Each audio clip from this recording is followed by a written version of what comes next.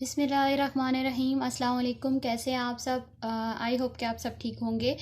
आज जैसे कि आप देख रहे हैं कि क्लॉज एंड इट्स टाइप्स, अपने प्रीवियस लेक्चर में हम लोगों ने फ्रेज और क्लॉज का डिफरेंस डिस्कस किया था।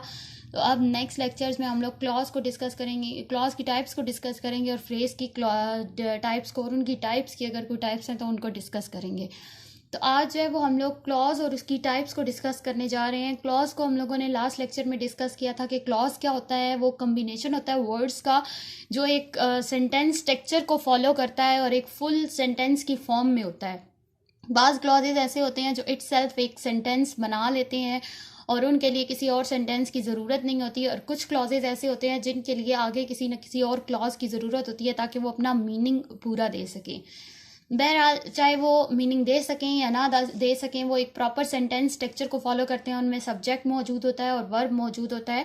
सब्जेक्ट जो है वो हिडन भी हो सकता है और प्रोमिनेंट भी हो सकता है, लेकिन वर्ब आपका प्रोमिनेंट होता है। वर्ब आपको बता रहा होता है कि सब्जेक्ट क्या एक्शन परफॉर्म कर रहा है। तो इसमें प्रॉपर एक सेंटेंस स्ट्रक्चर को फॉलो किया जाता है, उसको हम लोग क्लॉज कहते हैं।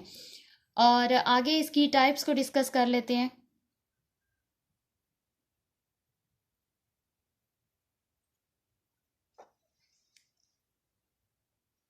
फर्स्ट पे हमारी इंडिपेंडेंट क्लॉज। अगर इसका नाम ही देखा जाए, इंडिपेंडेंट, इंडिपेंडेंट का मतलब होता है आज़ाद। यानी कि ये हमारा ऐसा क्लॉज होता है जो कि अगर हम लोग इसको अकेले में यूज़ करते हैं, यानी कि एक ही इंडिपेंडेंट क्लॉज को यूज़ करते हैं, तो ये अपना पूरा मीनिंग देगा और इसके लिए हमें किसी और क्लॉज की ज़रूरत नहीं पड़ेगी। It functions on its own to make a meaningful sentence and looks much like a regular sentence. और ये जो है वो प्रॉपर सेंटेंस की सूरत में दिखाई देता है और अपना पूरा मीनिंग दे रहा होता है। और जो होते हैं दो इंडिपेंडेंट क्लॉजेस को जब हम लोग एक ही सेंटेंस में यूज़ करते हैं, यानी कि उसको आपस में ज्वाइन करते हैं, तो उसके लिए हम लोग कोऑर्डिनेटर यूज़ करते हैं। कोऑर्डिनेटर कौन से होते हैं? हमारे कोऑर्डिनेटिंग कंजंक्शंस होती हैं।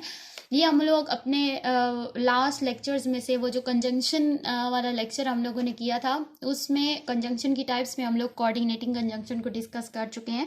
कोऑर्डिनेटिंग कंजंक्शंस हमारी एंड, बट, सो और एक्सेट्रा, ये जो है वो हमारी कोऑर्डिनेटिंग कंजंक्शंस है। तो ये कोऑर्डिनेटर के थ्रू हम लोग, अगर हम लोग दो इंडिपेंडेंट क्लॉजेस को आपस में ज्वाइन कर रहे हैं, तो वो हम लोग कोऑर्डिनेटर के थ्रू उनको ज्वाइन करेंगे।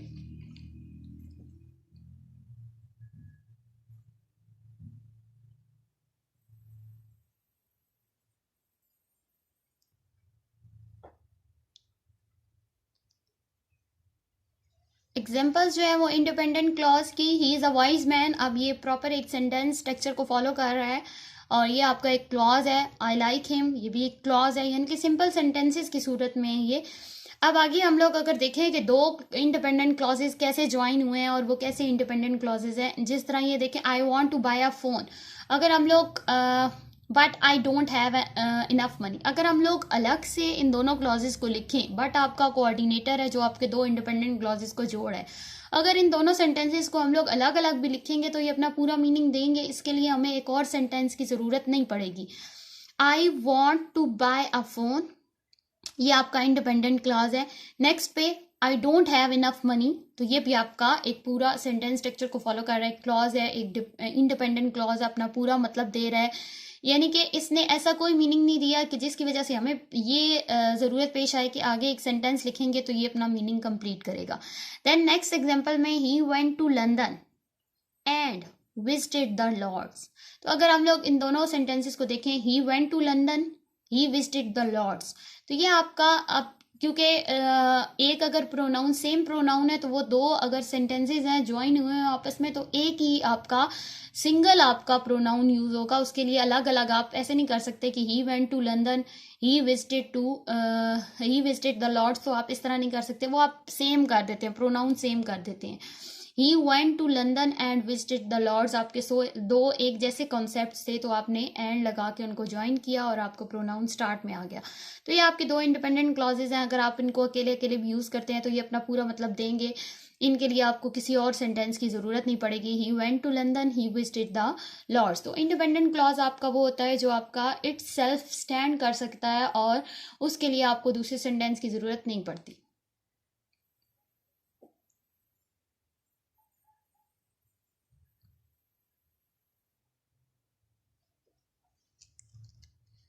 देन नेक्स्ट पे हमारा डिपेंडेंट क्लॉज।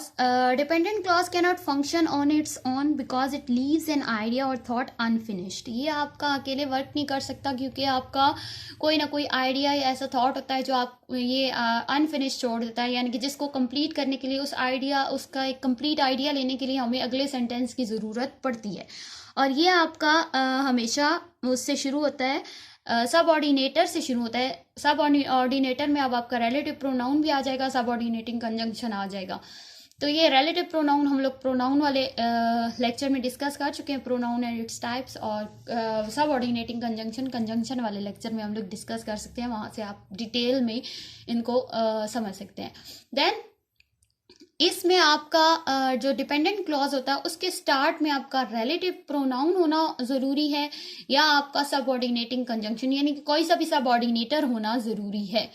अब ये जो है वो रिलेटिव प्रोनाउन कोई से भी हो सकता है, विच, वेयर, दैट, ये सारे आपके रिलेटिव प्रोनाउन अगर ये सेंटेंस के दरमियान में आ जाते हैं तो ये रिलेटिव प्रोनाउन हो जाते हैं।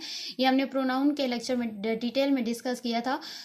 देन फिर ये आपका उस रिलेटिव प्रोनाउन या सब ऑर्डिनेटर की वजह से ये आपका डिपेंडेंट क्लॉज बन जाता है, यानी कि अपना पूरा एक मीनिंग कन्वे नहीं करता और पूरा आइडिया लेने के लिए, पूरा एक थॉट लेने के लिए हमें अगला सेंटेंस एक इंडिपेंडेंट सेंटेंस की ज़रूरत पड़ती है, इंडिपेंडेंट क्लॉज की ज़रूरत पड़ती है।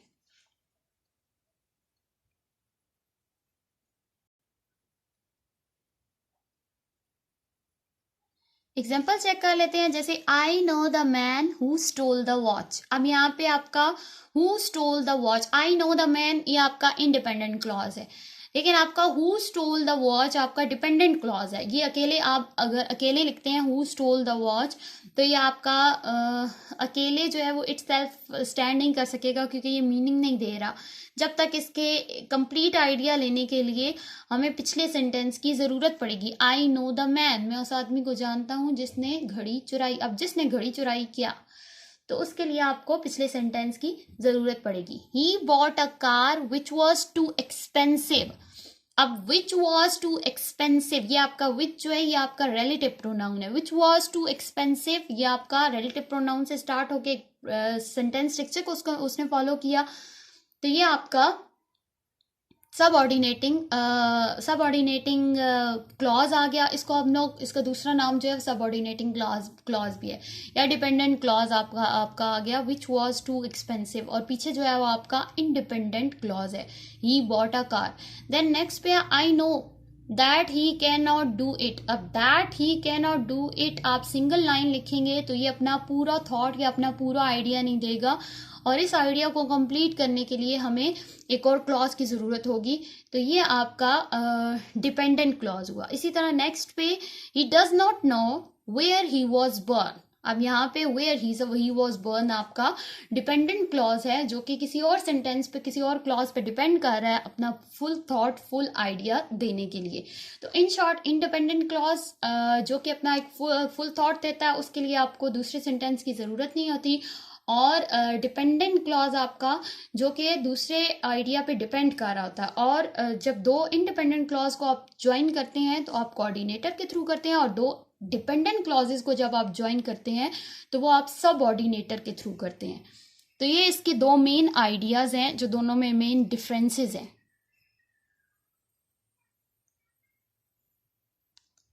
अगर आपने अभी तक मेरा चैनल सब्सक्राइब नहीं किया तो kindly like, subscribe and share my channel.